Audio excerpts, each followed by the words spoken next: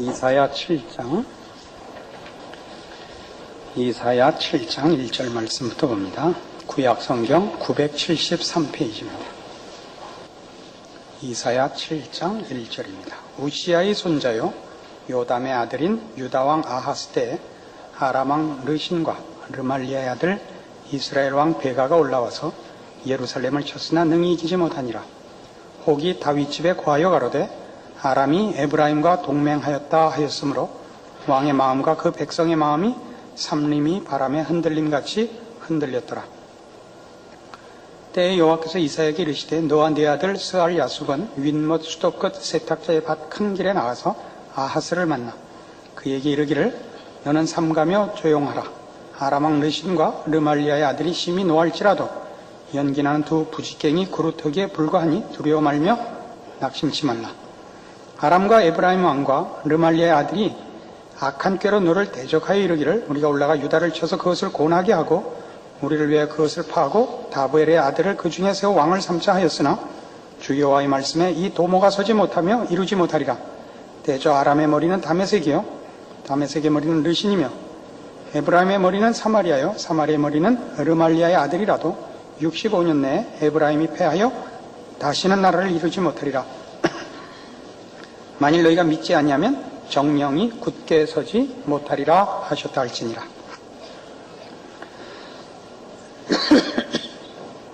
유다왕 아하스 때에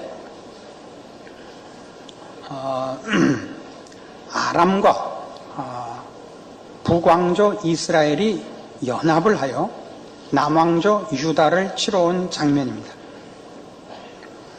아하스의 마음이 정말 삼림에 흔들리는 나무같이 이제 떨리고 있고 그 마음에 절망과 위기가 고조되고 있습니다. 이때 하나님이 이사야를 보내서 걱정하지 마라 라고 그 아하스에게 하나님의 보호와 유다를 지키시는 하나님의 뜻을 확인시키고 그를 든든하게 만드시는 장면입니다. 그러면서 뭐라 그러냐면 거기 9절에 만일 너희가 믿지 아니하면 정령이 굳게 서지 못하리라 라는 말씀을 합니다. 이 이사야 7장 9절 말씀을 학자들은 믿음에 관한 그 정의를 내릴 때 가장 중요한 믿음에 대한 내용을 이해하는데 가장 첫 번째가는 구절로 늘 꼽는 구절입니다. 그래서 오늘 여기에 나오는 이 역사적인 배경이 문제가 아니고 하나님께서 이사야를 보내어 아하스 왕에게 촉구하는 바 믿음을 너희가 믿지 아니하면 정령이 굳게 서지 못하리라 라는 말씀을 통하여 우리에게 믿음의 본질을 나타내 주시는 말씀으로 이해하고 이 내용을 풀어야 합니다. 이 내용에 관한 많은 학자들의 견해는 두 가지가 있는데 하나는 그 양면이 다 있다고 봐야 되죠. 어느 쪽을 더 강조하느냐의 차이만 있지 양쪽이 다 있다고 봐야 옳습니다. 이해하지 못하면 확신할 수 없다. 그러니까 믿음은 이해와 지식이 전제되어야 한다라는 것으로 이 말씀을 이해하여 믿음은 그냥 생기는 것이 아니고 믿을 만한 내용이 전제되어야 한다라는 말씀으로 이 말씀을 이해하고 믿음의 또한 본질을 이해하는 구절로 씁니다. 또 하나는 약간 시각을 달리하지만 근본적으로 우리의 모든 확신은 하나님에게만 있다 하는 뜻으로 이해를 합니다. 믿지 아니하면 정령이 굳게 서지 못한다 해서 믿음은 알에 관한 지식을 이해하는 것보다도 하나님께 의지하며 하나님을 편으로 삼는 자만이 요동함이 없고 흔들림이 없는 자리에 있을 수 있다 하는 말로도 이해를 합니다. 이 두 가지는 다 우리가 기독교 신앙을 이해하는 데 있어서는 빼놓을 수 없는 개념일 것입니다. 우리는 그동안 이 믿음의 본질에 관한 정의를 내리기 위해서 오늘 벌써 6번째에 달하도록 믿음의 본질이 무엇이냐 하는 문제에 있어서 믿음의 본질은 가장 크게 인격성이라 하는 것을 들었습니다. 왜냐하면 첫 시간에 말씀드리는 바와 같이 기독교 신앙은 사실에 관한 확신이 아니고 믿음의 대상인 하나님에 대한 신뢰이기 때문에 그렇습니다. 그래서 우리는 성경 속에서 하나님께서 어떻게 말씀으로 찾아오시는가, 그리고 그 말씀으로 찾아오시는 건 우리의 지성과 감정과 이런 인격의 중요한 요소들에 발언하시는 것이며, 그 일에 하나님이 어떻게 의지를 동원하시며 또 우리의 의지를 촉구하시는가 하는 것들을 봤습니다. 그래서 우리는 이걸 조금 더 오늘 여태까지 한 얘기들을 다 종합하는 의미에서 지정의라 이렇게만 나눌 것 없이 한 인격으로 우리를 대하시는 하나님의 인격적인 찾아옴에 대한 성경의 그 보편적인 그 예들을 얼마든지 찾아볼 수 있다 하는 것을 오늘 증명해 보이려고 합니다. 그래서 우리의 믿음은 결국 하나님을 아는 것이며 하나님 안에 있는 것입니다. 창세기 1장으로 가보십시다. 가장 근본적인 문제, 인간을 어떻게 만들었는가 하는 문제에서 또 우리는 이 믿음에 관한 본질을 엿볼 수 있습니다. 1장 26절, 창세기 1장 26절, 하나님이 가라사대 우리의 형상을 따라 우리의 모양대로 우리가 사람을 만들고 그로 바다의 고기와 공중의 새와 육축과 온 땅과 땅에 기는 모든 것을 다스리게 하자 하시고, 하나님이 자기 형상 곧 하나님의 형상대로 사람을 창조하시되 남자와 여자를 창조하시고 하나님이 그들에게 복을 주시며 그들에게 이르시되 생육하고 번성하여 땅에 충만하라, 땅을 정복하라, 바다의 고기와 공중의 새와 땅에 움직이는 모든 생물을 다스리라 하시니라, 이렇게 되어 있습니다. 하나님의 형상대로 만들었다 이거죠. 사실은 이 하나님의 형상이 무엇이냐 하는 데는 의견이 분분합니다. 그것이 영성이라 이렇게 보는 학자들이 있습니다. 그러니까 다른 모든 피조물들은 영성은 없죠. 그저 본능대로 살고 동물이라고 할지라도 아주 지성이 없진 않죠. 조금씩은 있죠. 그러나 영성은 없죠. 다른 인간을 제외한 다른 무슨 생물들에게 종교라는 것이 없는 것을 보면 그렇습니다. 무슨 짐승들에게 무슨 종교가 있고 무슨 도덕이 있겠습니까? 그래서 영성이라 그러는 이들도 있고, 또는 다스리는 통치권이라 이렇게 이해하는 학자들도 있습니다. 근데 사실은 우리가 구체적으로 이게 뭔지 모릅니다. 하나님의 형상이 뭔지. 근데 우리가 하여튼 하나님을 닮게 만들어졌다 하는 것은 우리가 성경을 통해서 충분히 알고, 그것이 영성이며 무슨 도덕성이며 인격성이며 고급한 지위라는 것은 어쨌든 두리뭉술하게 알 수 있습니다. 근데 가장 중요하게 우리가 살펴야 되는 건, 이것만이 하나님의 형상이라 이렇게 우리가 볼 수는 없지만 그 중에 하나로 인격성을 들 수 있다 이거죠. 인격성은 뭘 보면 아느냐 하면, 하나님이 우리를 이 믿음을 설명하면서 여러 번 얘기했듯이 하나님은 우리를 언제나 조종하시지 않습니다. 이거 아주 꼭 기억해두라 그랬죠. 조종하시지 않습니다. 그래서 하나님은 우리에게 명령하실 때 그 명령을 우리가 수행해야 되고 또는 우리가 거절할 수도 있습니다. 이런 자유의지를 주었습니다. 자유의지라는 건 독립된 인격이 갖는 결정권입니다.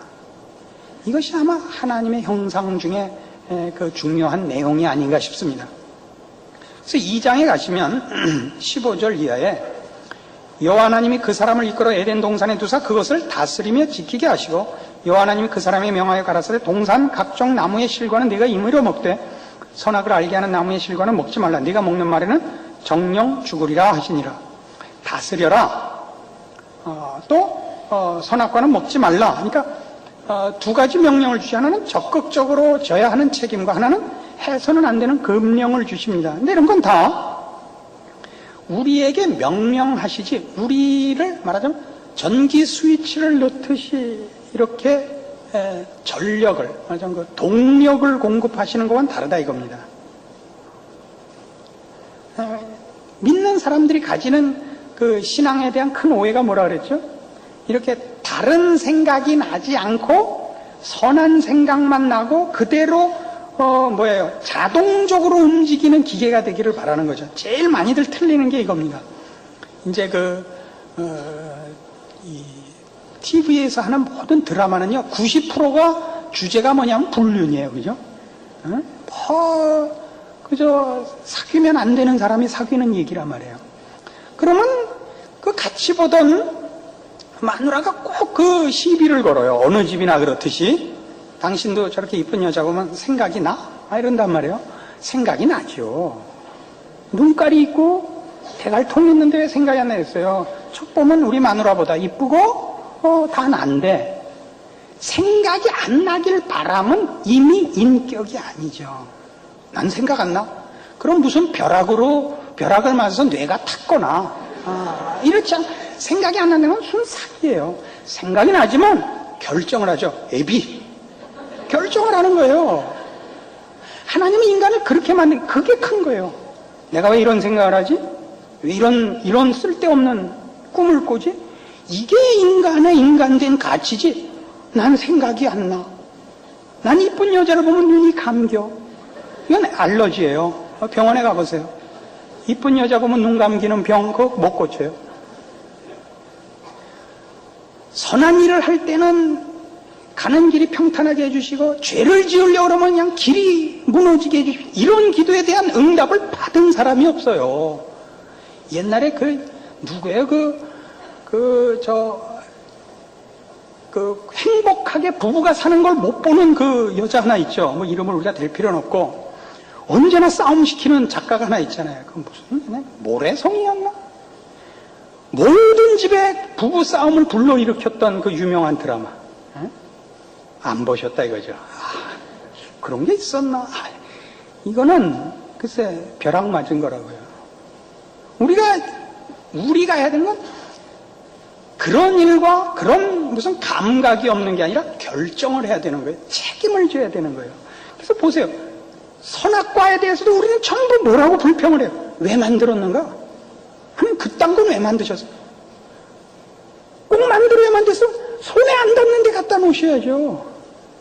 손에 닿았으면 갈 때 그냥 귀싸대기를 갈기셔야죠. 어딜 뱀이 와서 꼬고 그래요. 그냥 리본을 만들어 버리든가 어떻게 하시죠.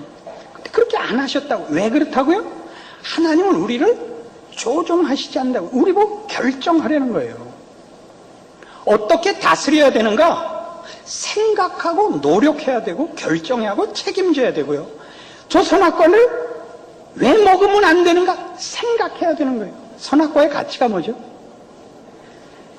아담과 하와가 하나님의 형상으로 지음을 받고 하나님이 만든 모든 피조물을 다스리는 자리에 있지만 자기가 최고 권위자가 아니라는 걸 확인하기 위하여 금령이 있는 겁니다. 나는 하나님 수하에 있다를 확인하는 게 금령입니다. 그걸 지켜내야죠. 그게 분별이요. 그게 책임입니다. 졌죠. 유혹에 빠져서. 선악과를 하나님이 만들어서 넘어간 게 아니라 지가 책임져야 할 걸 그 시험과 싸움에서 져서 넘어간 거예요. 실력이 없어서. 그거 하나 따먹고 나머지를 다 잃은 거예요. 본인이 책임져야 되는 거예요. 말하자면 하나님은 우리에게 그렇게까지 하시는 거예요. 우리를 금령을 줬지 그리로 가면 동력이 끊어지게 하질 않았다고요. 여러분 옛날 전차 기억나시죠? 밑에 레일이 있고 위에 전기 도로래로 이렇게 전선을 따라가게 돼 있어서 그게 거기서 이탈하면 전차가 그냥 스톱이 되죠. 더 나가지 못하죠. 우리 하나님 그렇게 안 만들어요. 하나님이 우리에게 누누이 설명하고 누누이 경고하고 생각하게 한다고요. 생각하게. 그래서 제일 재미있는 문제요. 성도들이 늘 묻는 거. 하나님의 주권과 인간의 자유의지의 경계선은 어디냐 하는 거죠. 인간은 말하자면 우리의 선조 아담과 하와에서도 본 바와 같이 선악과도 따먹을 자유의지가 있는 거예요. 그래서 벌 받는 결과를 초래하는 선택권이 있는 거예요. 그러나 이 자유의지라는 것은 우리가 누구의 조종의 대상이 아니고 자기 문제에 대하여 자기가 책임지며 자기가 결정할 그 권리를 갖고 있다는 것이지 그것이 최종 권위라는 뜻은 아니에요. 하나님의 주권과 인간의 자유의지는 격이 다른 거예요. 최종 결정권, 운명을 결정하는 그 힘은 하나님만 갖고 계세요. 우리가 자식을 키워보면 아는 거예요. 부모가 자식을 훌륭하게 키우겠다라고 작정을 하면, 우리 맹모삼천이라는 고사에서 보듯이 3번 이사 가는 거예요. 이게 부모의 뜻이에요. 의지고 부모가 갖는 권위예요. 자식은 3번을 이사 가야 할 만큼 부모의 뜻을 거스리는 자기 결정을 할 수 있어요. 그것이 자기라는 몸을 자기가 결정하죠. 자기의 결정은 자기에 관한 것이지 운명을 결정할 힘은 없는 거라고요. 그래서 우리의 신자된 인생을 보세요. 여러분들이 하나님의 인도하심을 알면서도 순종을 한 적이 몇 번 없죠. 여러분이 고집부리고 하나님이 기뻐하시지 않는 길임을 뻔히 알면서 간 일에 대해서 하나님이 놓아두신다니까요. 놓아두세요. 그러나 아주 가지는 못하게 하죠. 하나님이 결정하는 운명의 선을 넘어가지는 못하게 하나님이 하시죠. 그러나 돌아오게 할 때 하나님이 여러분을 붙잡아 오는 게 아니라 여러분을 항복시켜서 돌아오게 한다고요. 창세기 28장입니다. 10절. 창세기 28장 10절. 야곱이 브엘세바에서 떠나 하란으로 향하여 가더니 한 곳에 이르러는 해가 진지라. 거기서 유숙하려고 그곳에 한 돌을 취하여 베개하고 거기 누워 자더니 꿈에 본즉 사닥다리가 땅 위에 섰는데 그 꼭대기가 하늘에 닿았고 또 본즉 하나님의 사자가 그 위에서 오르락내리락 하고 또 본즉 여호와께서 그 위에 서서 가라사대 나는 여호와니 너의 조부 아브라함의 하나님이요 이삭의 하나님이라. 너 누운 땅을 내가 너와 네 자손에게 주리니 네 자손이 땅의 티끌같이 되어서 동서남북에 편만할지며 땅의 모든 족속이 너와 네 자손을 인하여 복을 얻으리라. 내가 너와 함께 있어 네가 어디로 가든지 너를 지키며 너를 이끌어 이 땅으로 돌아오게 할지라. 내가 네게 허락한 것을 다 이루기까지 너를 떠나지 아니하리라. 베델 사건이라 부르는 그 유명한 사건입니다. 이때 야곱은 복받을 만한 위치에 있지 않습니다. 아버지 속이고 형 속이고 말하자면 형의 보복이 무서워서 도망가는 중입니다. 외삼촌에게 도망가는 길인데 그가 여기 베델이라 일컫는 이 자리에서 하나님을 만납니다. 우린 그 시중에서 쓰는 비존이니 꿈이니 하는 단어들이 인간이 가지는 어떤 의욕적인 야망으로 자꾸 오해되는데 이 꿈은 말이죠. 요셉이 꾼 꿈이랑 똑같이 지가 꿨지만 지가 각본을 짠 게 아니라고요. 꿈을 꾸는 사람 맘대로 꾸면 영화관은 망하게요. 그죠? 오늘은 배너 보자. 하루는 배너가 쫙 나오고 오늘은 10개다. 그렇게 안 되죠. 꿈이라는 건 언제나 수동적이죠. 꾸어지는 거죠. 본인이 무슨 뜻인지 모르는 거죠, 보통은. 생각지 않았던 게 꿈에 나타나는 거죠. 이 꿈을 야곱이 꿨지만 이 꿈 속에서 나타난 사다리와 하나님을 만나는 것은 야곱이 하나님을 만나기 위하여 이 꿈을 꾼 게 아니라 이 꿈 속에서 하나님이 야곱을 찾아오시죠. 사다리는 올라가는 데만 쓰는 게 아니라 내려오는 데도 쓰는 거죠. 이 사다리를 타고 말하자면 하나님이 내려오신 거죠. 아무런 복을 받을 만한 조건이 없고 준비가 안 돼 있는 야곱에게 뭘 약속했어요? 이 땅과 네 자손에게 복을 준다 이거죠. 이 땅을 네게 주고 네 자손을 땅에 티끌같이 주겠다 이거죠. 안 해요? 모든 족속이 너와 네 자손을 인하여 복을 얻는 복을 주시며 내가 너와 함께 있어 네가 어디로 가든지 너를 지키며 너를 이끌어 이 땅으로 돌아오게 할 것이다 이거예요. 이 땅으로 돌아오게 할 거라 이거예요. 이 땅으로 돌아오는데 몇 년 걸리냐면 지금 이 시점에서부터 20년이 걸립니다. 그리고 돌아올 때 하나님 앞에 자기가 소원한 것이나 하나님이 그에게 약속한 것을 기억하고 돌아오는 것이 아니라 할 수 없어 돌아오죠. 외삼촌 집에 가서 이제 외삼촌 식구들한테 미움을 사서 거기 있다가 또 목숨이 위태롭게 돼서 오갈 데가 없어 할 수 없이 형한테로 옵니다. 그래서 그때 야곱이 하나님의 뜻에 순종해서 돌아온 것이 아니고 사세 부득이 돌아올 수밖에 없었다는 것을 우리 잘 아는 창세기 32장 야복 나루터 사건이 증명하고 있습니다. 32장 22절 밤에 일어나 두 아내와 두 여종과 11 아들을 인도하여 야복 나루를 건널세 그들을 인도하여 시내를 건네며 그 소유도 건네고 야곱은 홀로 남았더니 어떤 사람이 날이 새도록 야곱과 씨름하다가 그 사람이 자기가 야곱을 이기지 못함을 보고 야곱의 환도뼈를 치매 야곱의 환도뼈가 그 사람과 씨름할 때 위골되었더라. 그 사람이 가로되 날이 세려하니 나로 가게 하라. 야곱이 가로되 당신이 내게 축복하지 아니하면 가게 하지 아니하겠나이다. 그 사람이 그에게 이르되 네 이름이 무엇이냐? 그가 가로되 야곱이니이다.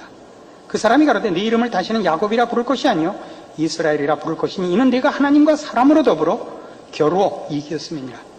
야곱이 청하여 가로되 당신의 이름을 고하소서. 그 사람이 가로되 어찌 내 이름을 묻느냐 하고 거기서 야곱에게 축복한지라. 그러므로 야곱이 그 이름을 분이엘이라 하였으니 그가 이르기를 내가 하나님과 대면하여 보았으나 내 생명이 보존되었다 함이더라. 이 야복 나루터 씨름은 아주 자주 야곱의 기도로 또 하나님 앞에 메어달린 영적인 축복을 받아내는 씨름으로 보통 오해됩니다만 이 싸움은 야곱이 한 게 아니고 하나님이 건 싸움입니다. 24절 보시면 그 씨름의 말하자면 주동자가 누구냐면 어떤 사람입니다. 어떤 사람이 날이 새도록 야곱과 씨름을 합니다. 그러니까 하나님이 오셔서 야곱과 씨름을 하고 그래서 그 승패에 관한 판정도 그 사람이 자기가 야곱을 이기지 못함을 보고 이렇게 판정이 납니다. 야곱은 지금 이 시점에 와서도 하나님이 그에게 가지시는 계획과 뜻과 이런 데 대해서 아무런 생각이 없고 하나님의 사람으로서 살아야 하는 일에 대하여 어떤 감각이 없습니다. 20년이라는 세월 동안에 배운 것이 무엇인지를 모릅니다. 하나님이 그 20년 동안에 그에게 가르친 게 뭐였겠습니까? 인생이 헛되다는 거 가르쳤죠. 세상에다 보물을 쌓지 말라는 거 가르쳤죠. 그러나 그는 지금 못 느끼고 있습니다. 그럼 마지막으로 그에게 확인시키기 위해 찾아오서 그의 영혼을 흔드시는 겁니다. 야곱이 항복을 하지 않습니다. 그래서 환도뼈를 치고 그제야 그가 정신을 차리고 복을 빌고 우리가 아는 이스라엘이라는 이름을 부여받습니다. 이 사건이 무엇을 우리에게 주는 내용으로 필요하냐 하면 하나님이 한 인격에게 어떤 사실을 그 내용으로 갖게 하는 데는 주입을 하질 않습니다. 그가 깨우치도록 시간과 기회와 경험의 그 장을 허락하신다 이겁니다. 하나님이 우리에게 하시려는 것은 내가 하나님께 순종하여 무엇을 이루어 드리는 것이 아니고 나 자신이 하나님 앞에 목표이고 목적이기 때문에 하나님, 내가 하나님을 알고 내가 하나님의 사람으로 전인격적인 항복을 하는 그 깨우침, 그 선택, 그 결정을 요구하십니다.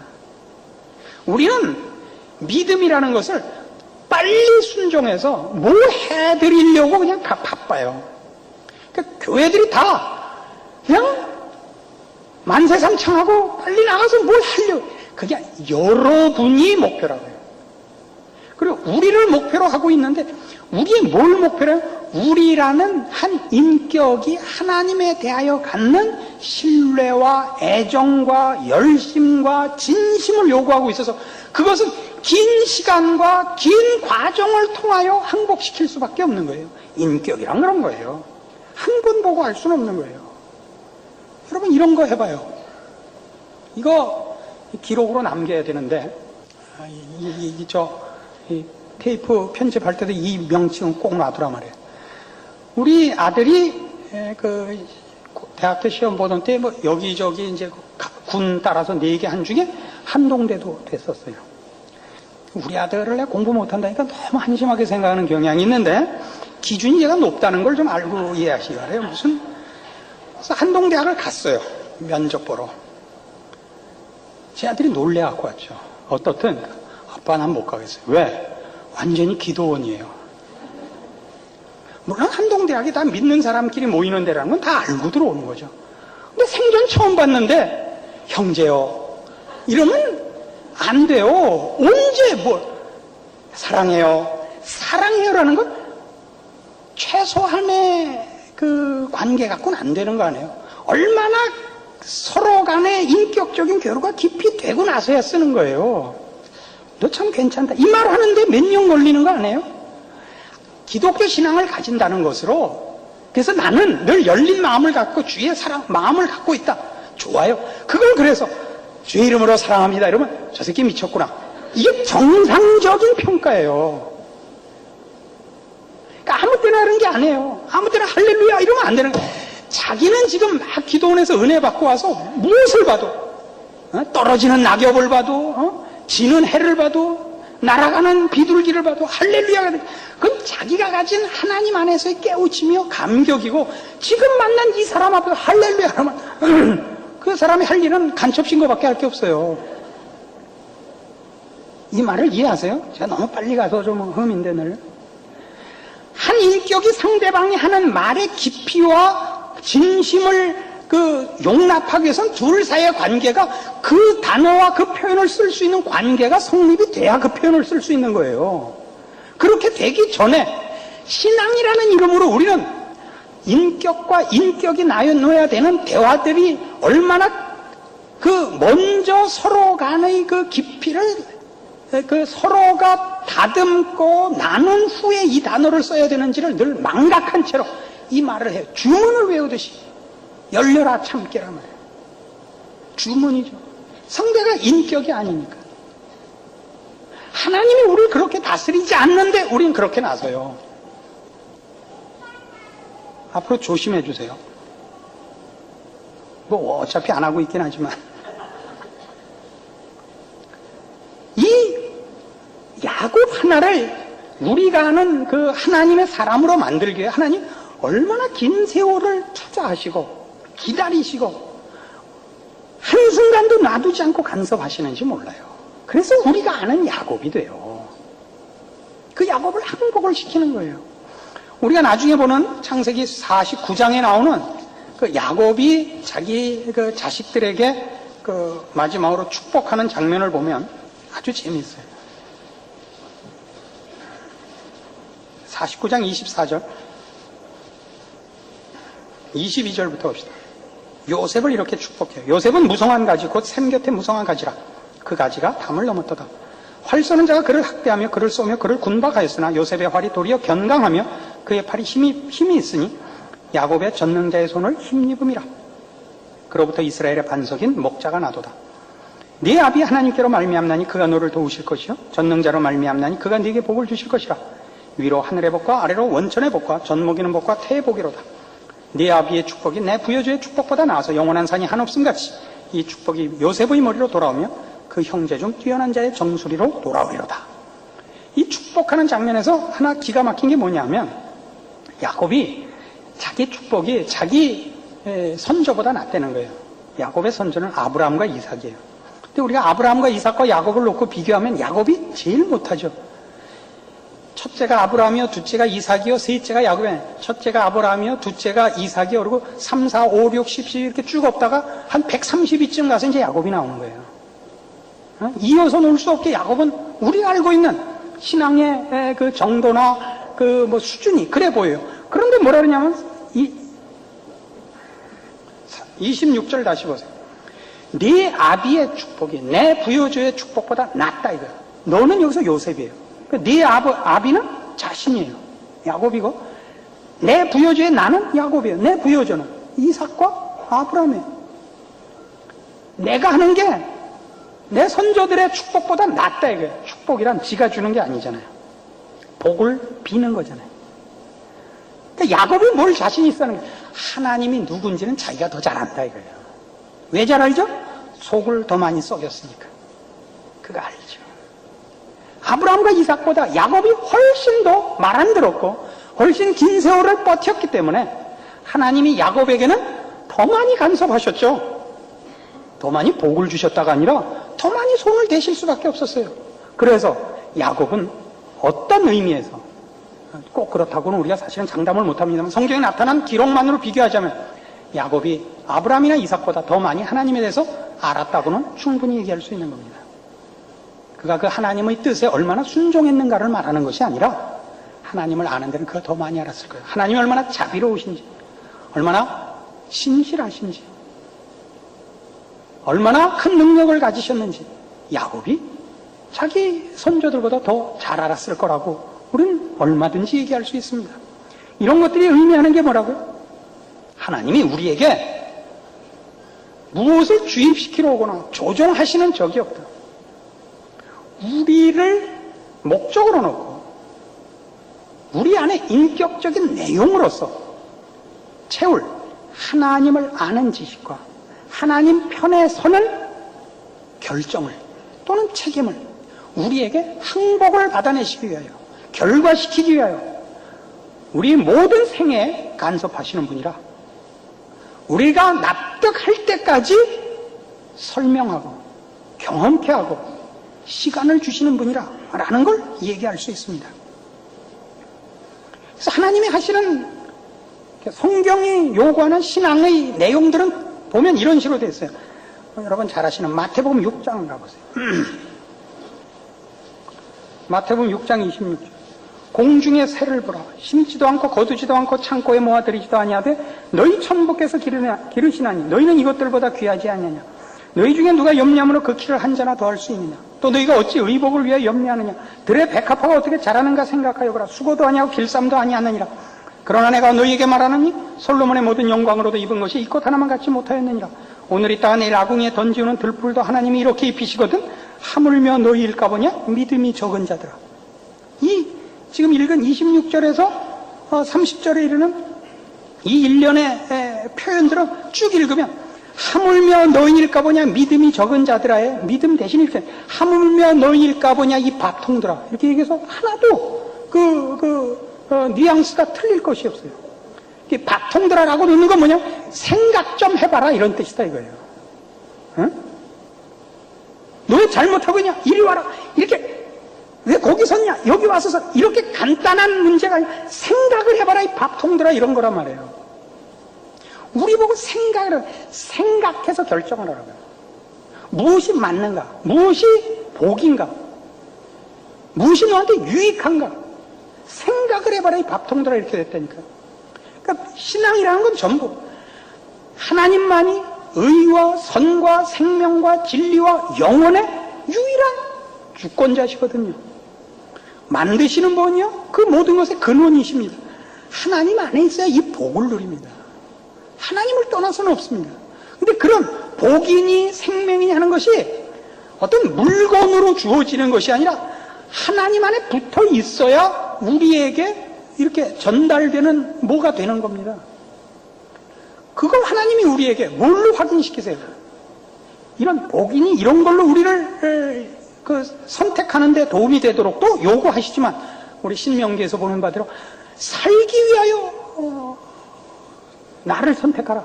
살기 위하여 순종하라. 이렇게도 하시지만 사실은 훨씬 본질적으로 뭐예요? 나를 사랑하라. 내 편에 서라. 내가 너희의 구원의 뿌리고 너희의 산성이고 너희의 보상이고 너희의 기쁨이고 모든 것이다. 이렇게 설명을 하시죠. 부모가 자식한테 하는 얘기 안 해요. 너 공부만 잘해라. 나머지 내가 다 챙겨. 너 부모 말만 잘 들어라. 그럼 너 훌륭해진다 이거 안 해요. 납득을 시켜야 되거든요. 이게 전부 그런 얘기예요. 로마서 6장도 가면 그래요. 로마서 6장도 보시겠어요. 로마서 6장 15절 보세요. 그런즉 어찌하리요? 우리가 법 아래 있지 아니하고 은혜 아래에 있으니 죄를 지으리요? 그럴 수 없느니라. 너희 자신을 종으로 들여 누구에게 순종하든지 그 순종함을 받는 자의 종이 되는 줄 너희가 알지 못하느냐? 혹은 죄의 종으로 사망이 이르고 혹은 순종의 종으로 의에 이르느니라. 하나님께 감사하리로다. 너희가 본래 죄의 종이더니 너희에게 전하여준 바 교훈의 본을 마음으로 순종하여 죄에게서 해방되어 의에게 종이 되었느니라. 너희 육신이 연약함으로 내가 사람의 예대로 말하노니 전에 너희가 너희 지체를 부정과 불법에 들여 불법에 이른 것까지 이제는 너희 지체를 의에게 종으로 들여 거룩함에 이르라. 너희가 죄의 종이 되었을 때는 의에 대하여 자유하였느니라. 너희가 그때 무슨 열매를 얻었느냐? 이제는 너희가 그 일을 부끄러워하나니 이는 그 마지막이 상함이니라. 사망임이니라. 너희가 그때 무슨 열매를 얻었느냐? 이 얘기하네. 왜 애들한테 야, 너 술 먹고 담배 피고 그거 도대체 남는 게 뭐냐? 이 뭐 생각을 해봐라 이 밥통아 이거 아니에요. 어? 생각을 해봐라. 우리가 자식을 말 안 듣는다고 병원 가서 수술해갖고 뇌 빼고 밥통 넣고 전기 꽂으면 공부하게 이렇게는 못하는 거 아니에요. 그러니까 밤낮 잔소리를 하고 뭘 해요? 설명을 하잖아요. 설명을 하잖아요. 왜요? 자식이 지가 알아먹고 지가 그 결정을 해야 되니까, 분별하고 결정을 해야 되니까 믿음이란 이런 거예요. 그러니까 말하자면 믿음의 인격성을 우리가 자꾸 논하는 것은, 믿음이란 결국 어떤 수단이 될 수가 없어요. 믿음은 그것 자체가 내용이라고요. 그 믿음이라는 건 하나의 무슨 관념으로 떼어놓을 수가 없어요. 그거는 대상 없이는 존재하지 않아요.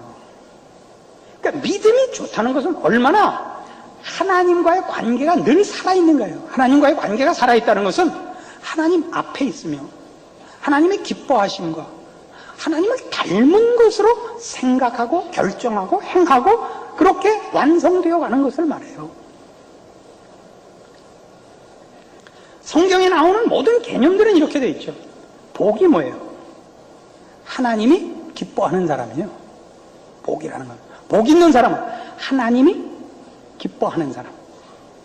의로운 사람은 하나님이 인정하는 사람이에요. 구원은 뭐예요? 하나님이 편든 사람 아니에요. 우리 로마서 8장식으로 얘기하면 뭐라 그래요? 우리의 구원을 확신하는 기준으로 뭘 제시해요? 하나님이 우리를 위하시면 누가 대적하리요? 우리의 구원에 대한 확신의 근거라고. 하나님이 우리를 편들어서 우리가 구원을 얻을 만한 조건이 있느냐, 자격이 있느냐를 떠나서 하나님이 우리를 구원하시려고 그 아들을 십자가에 못 박았는데 누가 와서 우리를 하나님의 사랑에서 떼어놓겠느냐? 구원도 하나님을 빼놓으면 성립이 되질 않는다고요. 근데 오늘날 우리 제일 문제가 뭐예요? 믿음이 혼자 돌아다니죠. 믿음은 언제나 자신에게 열중하는 문제가 됐어요. 내가 이만큼 열심을 가졌어요. 내가 이만큼 확신을 가졌으니 내가 원하는 것이 이루어질 것이라고 믿는 거예요. 믿음으로 뭐가 이루어질 것이라고 믿는 게 다 수단이고 자기 열심이에요. 믿음이 좋으면 애가 좋은 학교 가고, 믿음이 좋으면 병이 낫고, 믿음이 좋으면 장사가 잘, 그것 모르죠. 믿음이 좋다는 건 하나님 편에 쓰는 것이요, 하나님의 기뻐하시는 은혜에서 벗어나지 않는 거라니까요. 하나님이 나보고 어렵게 살라면 기쁨으로 어렵게 살아야죠. 이런 것들은 없죠. 하나님은 없고 자기 열심과 자기 도취만이 있어서, 그러니까 기도도 이렇게 악을 쓰고 아우성을 치고 믿음도 이렇게 침을 튀기고 믿어요. 하나님은 없고 믿는 자만 있어요. 믿는 자만. 기도도 듣는 대상 하나님은 없고 소리 지르는 기도자만 있어요. 그의 간절함을 무시하자고 얘기를 하는 것이 아닙니다. 하나님께서 우리를 목적하고 있다는 걸 잊지 마시고, 우리에게 일어나는 어떤 일들도 하나님이 우리를 복되게 하기 위해 그 길을 걷게 하신다는 사실과, 아까 본바와 같이 공중나는 새를 보라 생각을 하세요. 우리를 위해 그 아들을 아끼지 아니하신 이가 어찌 그 아들과 함께 모든 은사를 은혜로 주시지 않겠느냐? 사도 바울의 로마서 8장의 절규예요. 신자가 됐다는 것이 얼마나 대단한 것인지를 기억하자 말이죠.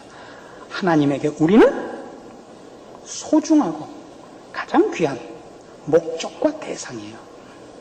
우리를 하나님의 자녀로 불러서 뭐 시켜먹으려고 그러는 의도가 하나님께 없어요. 전혀 없어요. 우리가 하나님의 기쁨이에요. 우리가 하나님의 자랑이에요. 여러분들도 하나님을 성경이 요구하는 것 같이 율법의 대강령이 뭐라고요? 죄 짓지 말라가 아니에요. 훨씬 더 적극적으로 네 마음을 다하고 뜻을 다하고 성품을 다하여 주 너의 하나님을 사랑하라. 이 믿음을 지키시고 이 믿음 생활이 갖는 기쁨과 승리를 늘 누리시기 바랍니다. 기도하십시다. 하나님 아버지 은혜를 감사합니다. 하나님이 우리를 사랑하시는 것과 우리를 복되게 하시는 것과, 그래서 우리 인생에 간섭하사 어느 한순간도 하나님이 우리를 놓아두시지 않음을 믿습니다. 우리의 눈을 밝히사 하나님의 인도하시는 손길을 보게 하시고, 그래서 순종하게 하사 주의 자녀된 자가 받는 복과 주의 자녀된 자가 가지는 인생의 승리를 경험케 하여 주시옵소서. 성경에 약속한 바와 우리 하나님의 의로우심과 은혜로우심을 말씀을 통하여 아는 대로 확신하기는 자녀된 인생이 복되고 사랑스럽고 거룩하며 영광된 것임을 믿습니다.